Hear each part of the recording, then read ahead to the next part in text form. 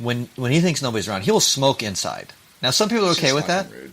but it is kind of rude. Like, come on. Do you love walking into a bathroom when somebody's taking a crap and they had a cigarette while doing it? I swear, my gym, I swear to God, they don't have any fucking ventilation fans. Every time I go to the shitter after to like wash my hands after I get done with the gym, it just reeks of like shit and steam. They do. And the guys that don't wash, like they think wash your face, wash your armpits, wash your balls is good enough. What about washing your ass? Right? You smell like shit. Right, and protein. BO and shit. Like my roommate, he'll throw a bowl of soup in the microwave. He'll microwave the crap out of it. He'll eat the soup, and he won't rinse the bowl. He'll just toss it in the sink like, you clean it, bitch. Right? That'll clean itself, I'm sure. Yeah. He woke up one morning with a bunch of dirty dishes all around his bed. Like, he's like, clean up your shit. Oh, you set them around his bed? Oh, yeah. I pulled a complete mad girlfriend kind of move. I mean, it's like, I kind of understand how women feel now. Right. Guys will take advantage of that you're supposed to clean up after me kind of deal. I just can't fucking do it. I just hate the dirtiness. Dirty motherfuckers. Yeah, piss bottles. That's disgusting. So, a really good friend of mine, when we were in college, I went home for the holidays and he stayed in the dorm rooms. Dude, I got back. Yeah, sorry man, don't mind the mess. I was just doing an experiment to see how much liquid I consumed and how much came out. Like, no man, you just fucking laid in this bed the entire fucking time. Didn't do shit. Except piss in random fucking bottles. Oh, I know. It's even worse is like when they use the same bottle. So the second, when they open it, it's got that old, like, dehydrated urine smell that fills the room. Or what if they forgot to put the lid on because they're just being lazy? That's fucking gross. Yeah, it should just get spilled everywhere. I'm a guy. I'm not even a girl. And, like, I can accept certain things. I've been in combat. I've been in the Middle East where, you live in the crap hole. And it's like some things are just a little bit over the top or unacceptable. I totally understand. I do. It's even the poorest of people. And that's one thing I grew up is it doesn't matter how poor you are, you don't have to be dirty. That's right. We're not born trailer trash. We become that way. Fact. Well, I was born pretty much trailer trash, but chose to not continue being trailer trash. Well, I was kind of born that way, and then I was raised by my grandparents, in a much higher level lifestyle. They were rich. I wasn't. I had to buy my first car and crap. Right. I when I went to basic training and then to war, I was like, God, living with my grandmother was worse than this. This is amazing. But yeah, but it's funny. It's a little off topic from what we had in here. I've noticed that foreigners, like Vietnamese or Chinese, they have no problem living in a trailer park or a mobile home park. They're like, this is great. But you know what? Unlike some, Americans that grow up and just don't give a damn, they don't dirty up. They will plant all kinds of delicious things to eat. And as a community, they'll keep their streets clean. And then you'll see stray dogs, but later on, they're food. Nobody goes hungry. Hey, I tell you what, man. Street tacos are the bomb. I do love street tacos. I don't care what meat it comes from. As long as you don't have worms crawling on it, it's fresh cooked. I'm good. There's a reason you don't see, like, stray dogs in Tijuana. They're delicious, though. Tijuana street tacos, fuck. They're good. I'll still eat it. Basically, I'm just a fan of tacos. It's just when it comes to the fleshy kind, me no likey taco sauce. No Red Wings for me. What's the spicy taco sauce? You don't like the sour cream? Well, That's called a yeast infection. Oh, my God. I'm not really interested with sloppy seconds kind of sour cream either. It's like fish sauce. Oh, my God. Oh, but those millennials seem to like it. Oh, God. Cuckolds and bro jobs. I got to touch on that real quick as far as our rantings. Yeah, you touch on it all right. Oh, God. I don't even want to touch it. What the hell is up with dudes giving other dudes blowjobs because girls don't put out? Is that a real thing? It's called a bro job. But people are... B-R-O, like brother. No, bro, I hear you saying bro job. I hear the words coming out of your mouth. I'm just confused that someone's trying to make that, like, popular and, like, I don't know. It's been popular for years. Really? Yeah. So apparently those born after 1986, up until, 2000, 2001, right? Then before the Y2K people, it's called millennials, right? We got this. And I've been ragging on them for, like, weeks now. Literally, this cuckold thing we talked about earlier. Yeah. They're bro jobbing each other, and I'm like, at what point do you just call yourself, like, just come out already and call yourself a homo? Right? Don't try and church it up there. Just call yourself gay. It's okay if you're gay, but don't try and make it like this cool new fucking fad thing. I'm not bashing on them for being homosexual. I'm bashing on them for being liars. Exactly. you cannot pray away the gay. Don't let somebody else put you in gay camp, because that's where gays cook up. You're not getting rid of it because God said so. I'm sorry. Being a homo is somewhat natural. We are animals. But for God's sakes, don't put yourself in a dress and try to suck other people's dicks because you're not gay. It's a bro job. Just seriously, just be who you are and don't try to suck my dick. Like the dude at Home Depot today. Or, well, whatever that was. I'm sure he calls himself a chick. But, like, don't try and talk to me and say that I'm better than a woman. Like, you're missing an important part of vagina. Oh, and God, your butthole vagina is not going to cut it. Your butt pussy is not really a pussy. Just not for me. Your mangina is not going anywhere near me. Okay? Jesus. Fuck. Anyway, so our point here is, dudes can be nasty motherfuckers too. They really can. I've met enough dudes to know that there are quite a few manipulative, douchey ones out there too. They play all the same. Really girly and whiny. Their mood swings, and they can't keep a straight answer, and they never tell you the truth. And they can never make it on time to anything. Oh God, James. Oh my God. CPT is a real fucking thing. Yeah. I wish it was more OCD than CPT, but hey, whatever. Take what you can get. It's not, you really do get what you ask for. Well, I can tell you what, man. I see you brought up a couple things on crypto.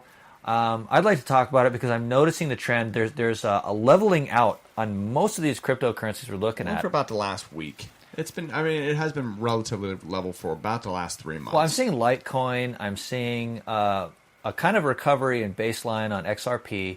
Ethereum is kind of up and down, but not enough to care about. There's a little stabilization I'm seeing going here.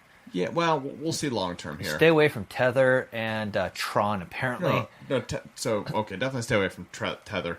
So you got to really pay attention to the numbers here. You see all the movement there with Tether. It looks like it's dropping, but it stays at $1 all the time. Well, it's dropping sort of, but I mean the consistency. It's moving up and down at what 5 to 6 cent increments, 40 cents at the max. No, it doesn't. It's going back up, it coming stays back at $1. down.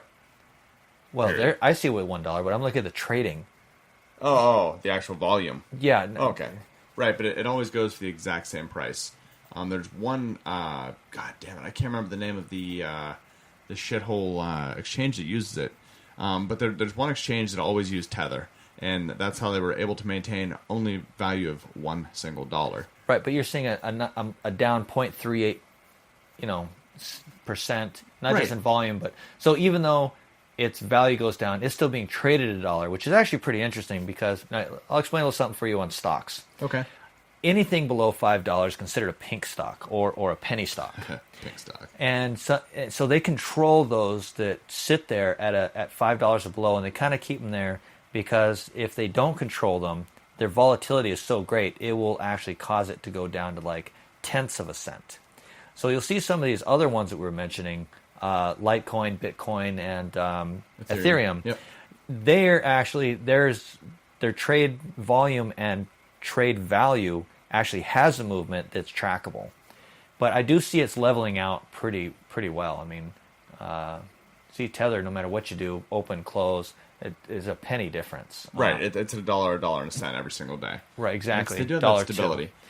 So I'm watching it come up and down. I mean, but it is at least it's stable. Well, so it's stable, but honestly, I don't know how.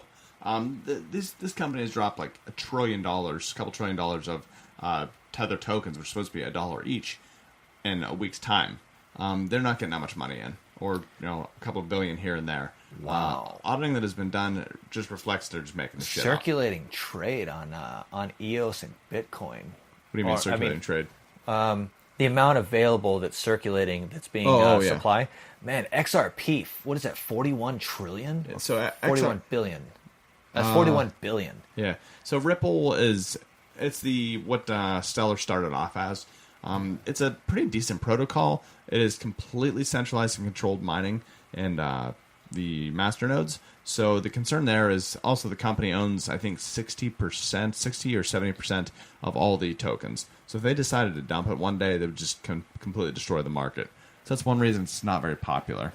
Well, I got to say, though, if the company is doing that, then they're acting like a central reserve bank. Yes. So by controlling the volume that's released or held by the central producer, you're actually controlling its value and inflation, which in a way is not bad. Right. No, well, it's just folks have a problem with that because the whole point of crypto is for it to be decentralized. So anytime you see centralization, something that should be centralized, folks get worried. And also, if all your master nodes are in one place, you can change a little bit of code on all your devices and just you can change the blockchain at a moment's notice and just say, well, you didn't actually pay him $2 trillion. You paid me $2 trillion. Right, which kind of sucks. On the other hand, the deal with humans is anything worth having ends up being centralized in the end. Somebody's going to control it. I guess. I mean, it's like a cuckold. Somebody's the bull. Holy shit! Oh God. Anyway, so we do see a little bit of stabling out here. So Ethereum's looking pretty good.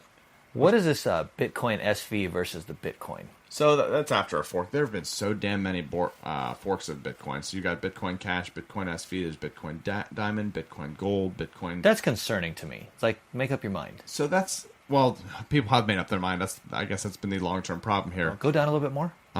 Okay. Oh, there's a nice spike on USD coin. So that's another one. It's $1. Yep. There are a couple of Zcash. You mentioned that before. That's like $50 a pop. Yep. So Zcash that's one that's really solid. It's a fork off of Bitcoin, but it's completely anonymous. They've done a lot of work to keep that anonymous. Waves is 272, and it seems to be incredibly stable. Well, this is only a 7-day chart you're seeing on the side there. Right. Well, I'm watching it. Tezos is, I think that's the one that came from, Overstock.com, I believe. Is that 38 cents? Yep, 38 cents. All right. Dogecoin is like a 1/10 of a cent. Oh, that's actually a 1,000th of a cent, and that thing is just tanked. It's pretty solid, though. I mean, it'll shoot up a little bit, and it'll go back down, but people just like Dogecoin for some reason. Completely useless currency. People that made it even said it's useless, but just people keep buying it and selling it, trading and whatever, and using it because I don't really know why. Well, at 1,000th of a penny, I mean, you can buy 1,000 of them for 1 penny. And if you held on to it and went up 1/10 of a cent, you just doubled your cash. Indeed. I mean, not 1/10 of 1,000th of a cent. I mean, you just doubled your money. I mean, that's not too bad, really. Yeah. No, I mean, it spikes and goes up and down and stuff once in a while. Holy cow, how many different kinds are there? There are thousands and thousands. So this is only CoinMarketCap.com. That's where I like to go just because they have these different graphs, different ways to look at the data. Wow. You can see just about everything here, but not everything. So with actual currency, there's only 180 kinds. So, and that's kind of been the problem with cryptos. Everybody creates a blockchain and a cryptocurrency just because. And we're seeing here, there have been a lot that have just stopped running. Well, it's kind of like tech. I mean, in the beginning with the U.S., I mean, we had several different types of currency, but nobody could, see who was counterfeiting it. Right. However, with this, it's not about counterfeiting. It's about how many. So I guess may the best coin win. Basically. I mean, it is kind of new. We've only been dealing with it for, the past 8 years? Roughly. I mean, it started to really become popular in about 2012.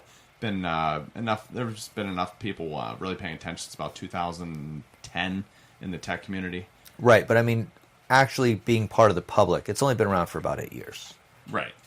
I mean, there's way too many, but you can tell the top 5 or 6 that are already the most popular. I mean, it's almost like you might as well back those. It's kind of like all the different tech companies.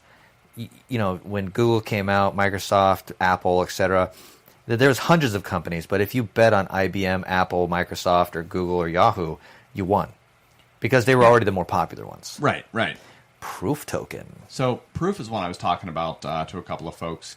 And I invested in this company, probably about 2 years ago. They actually have some pretty cool tools up now. I'm not going to get into it a lot today, but that's an example of something you're not going to find in CoinMarketCap. They're not popular enough. There's just not enough volume in trading. I mean, if there's even any trading volume. But these guys have actually, this is one where it's not popular at all, but it's a usable cryptocurrency. It's based on the Ethereum blockchain, so it's an Ethereum token, but it's something that's actually usable. I don't understand why people aren't jumping onto this sort of thing. Well, because I haven't heard of it. I mean, one of the number one things I see with a lot is I have to rely on the media and other people talking about it. There's no advertising. There's some information, but if I'm walking around, I'm not going to go use the lira because nobody's talking about it. It's also worthless. But when you go somewhere, everybody's always talking about the dollar or about the pound or even the euros, because it's put into circulation on the news. Right.